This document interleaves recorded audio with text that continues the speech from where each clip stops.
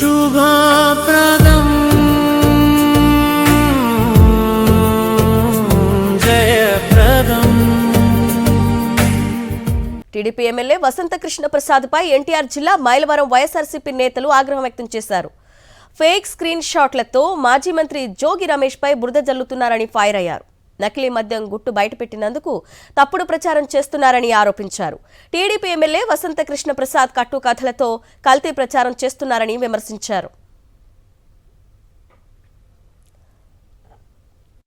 జోగి రమేష్ గారి పేరు మీద ఒక చాటు ఇది చూడండి, ఇలా పెట్టారు కదా. ఈ చాట్ని జోగి రమేష్ గారు డీపీ ఇది కాదండోయ్, తెలుసుకోవాలా కృష్ణప్రసాద్ గారు. జోగి రమేష్ గారి డీపీ ఇది కాదు. ఇక్కడ మీరు పప్పులో కాలేశారు, అయిపోయిందా. ఇంకొకటి, సహజంగా పసిపిల్లోడు వాట్సాప్ మెయింటైన్ చేసిన, అక్షర జ్ఞానం లేనివాడు వాట్సాప్ మెయింటైన్ చేసిన, కూరగాయలు అమ్మేవాడు వాట్సాప్ చేసిన వాట్సాప్ చాట్లో సహజంగా ఏం జరుగుతుందంటే ఎప్పుడు కూడా ఇక్కడ యారో మార్కు ఒకటి ఉంటుంది, బాణం గుర్తు, ఇలా ఉంటుంది బాణం గుర్తు. ఈ పక్కన 3 డాట్స్ వస్తాయి. ఈ డాట్స్ వస్తేనే అది ఒరిజినల్, ఇది క్రియేటెడ్, దీన్ని క్రియేటెడ్ అంటారు. ఇంత సూక్ష్మంగా నువ్వు దొరికిపోతావని మాకైతే అనిపించలేదు కృష్ణప్రసాద్ గారు.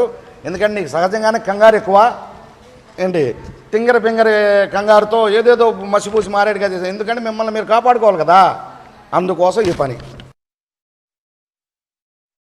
ఇటీవల మా రమేష్ అన్న రాష్ట్రంలో జరుగుతున్న కల్తీ మద్యం గురించి బయటపెట్టి ఎలాంటి అవినీతి జరుగుతుందో, కల్తీ కుంభకోణంలో ఎవరెవరు ఉన్నారో అని ప్రతి ప్రూఫ్లతో సహా మా అన్న బయటపెడితే, దీనికి సంబంధించి ఈ యొక్క నియోజకవర్గమైన కేపీ గారు అంటే కృష్ణప్రసాద్ ఎమ్మెల్యే గారు ఏమని చెప్పారంటే, ఒక కట్టుకథ అంటే మేము నారావారి కల్తీ సారాన్ని ఎలా అయితే బయటపెట్టామో అలాగే ఒక కట్టుకథ కేపీ గారి కల్తీ కథ అనమాట. ఇది వివరంగా చెప్పాలంటే ఒక కట్టుకథ నల్లి ప్రజల మోసం ఏ విధంగా చేస్తున్నారంటే, జరగనివి కూడా వీరు జరిగినట్టుగా ఊహించి ఆంధ్ర రాష్ట్ర ప్రజలందరినీ కూడా చంద్రన్న కథలు అనే కట్టుకథలు చెప్పి ప్రజలను మోసం చేయడం జరుగుతుంది.